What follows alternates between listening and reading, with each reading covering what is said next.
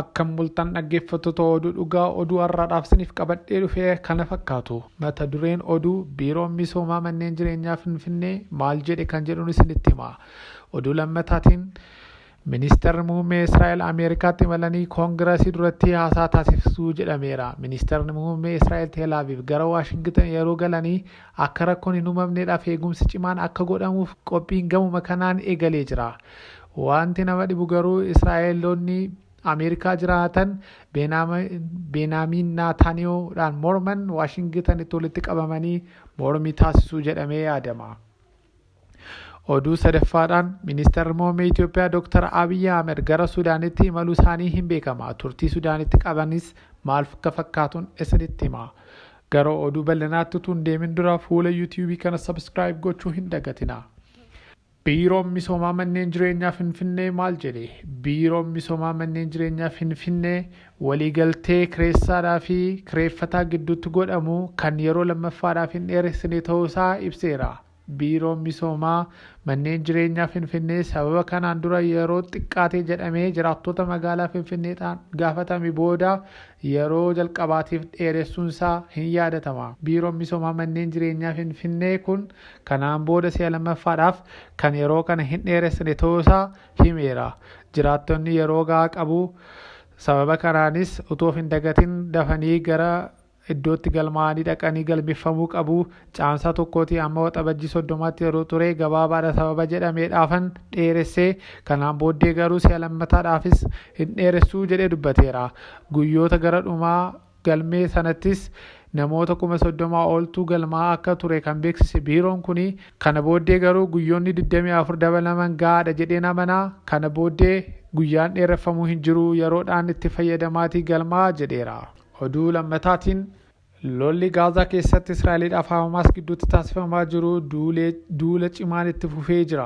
Hizbollaan kan teessumni isaa Libaanos keessa ta'e kaleessa ganama magaalaa guddoo Israa'el Teel Aviv irratti haleellaa diroonii namni keessa hin jirree fudhateen lubbuun namaa kan dhabamsiifames ta'uunsaa hin yaadatama.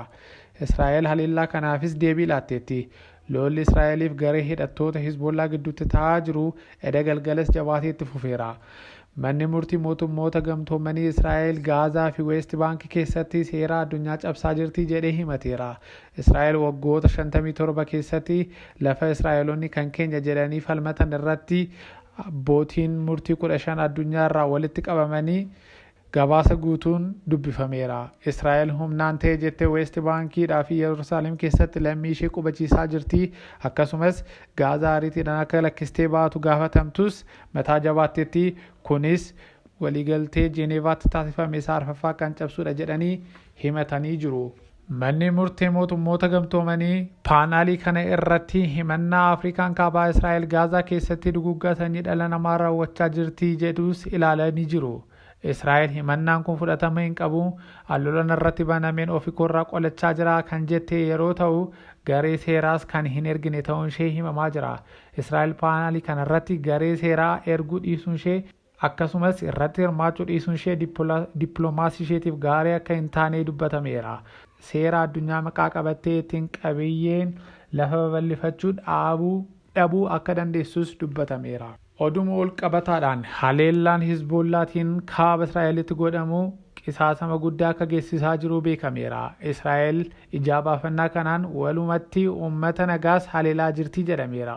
Libaanos keessatti gamoo abbaa darbii 3 Israa'eliin haleelameen lubbuun namoota 3 darbeen namootni 14 madaa'anii hospitaala galanii jiru.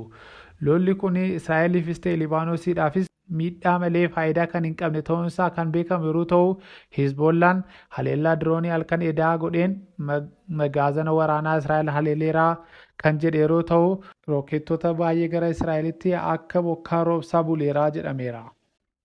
Gara biraatiin immoo Ministeerri muummee Israa'el Ameerikaatti imalanii koongireesii duratti haasaa taasisuu jedhameera. Ministeerri muummee Israa'el Teel Aviviitii ka'anii gara Waashingtan yeroo galanii rakkoon akka hin uumamneedhaaf eegumsi cimaan akka godhamu qophiin gamuma kanaan eegalee jira jedhameera. Wanti nama dhibu garuu Israa'eloonni Benaamin Naataaniyoodhaan morman Waashingtanitti walitti qabamanii mormii akka dhageessisan himameera. Gidduu kana mana jireenyaa ministeera gidduu kana kaleessa mormitoonni Israa'el hedduun isaanii walitti qabanii mana jireenyaa pireezidaantii Israa'el marsanii mormii dhageessisaa akka ture isinitti himneerra. Imala gara Ameerikaatti godhan kun salphaa akka hin taanee fi Beniyaamin Netanyaahuu waan beekan fakkaata. Yeroo mana maree koongiresii Ameerikaa keessatti haasaa godhanii miseensota koongiresii dabalatee mormiin irratti dhageessifamuu akka danda'u dubbatameera. Oduu sadaffaatiin. Ministeerri muummee Abiyyi Ahmed utuu hin yaadamin dagachiisanii magaalaa Poortilaand Sudaan ga'uun isaanii kan yaadatamudha. Turtii isaanii kana keessattis pireezidaantii mootummaa ce'umsaa Abdul Fattah Abdurrahmaan waliin akka mari'atan odeeffameera. Marii isaanii kana keessattis biyyoota gaanfa Afrikaatiif rakkoo guddaa uumaa kan jiru lolli Sudaan keessatti geggeeffamaa jiru akka dhaabatuudhaaf haasa'anii jiru jedhameera. Yuunaayitid Arab Emirates garee Mohammed Hamdaan deeggaranii meeshaa waraanaa ergaa fi akka turan ragaan adda addaa akka ture beekameera. Sababa kanarraan kan ka'es waldhabbiin Yuunaayitid Arab Emiratesiidhaaf pireezidaantii mana maree ce'umsaa Abdul Fattah Abdurrahmaan gidduutti mul'achaa ture.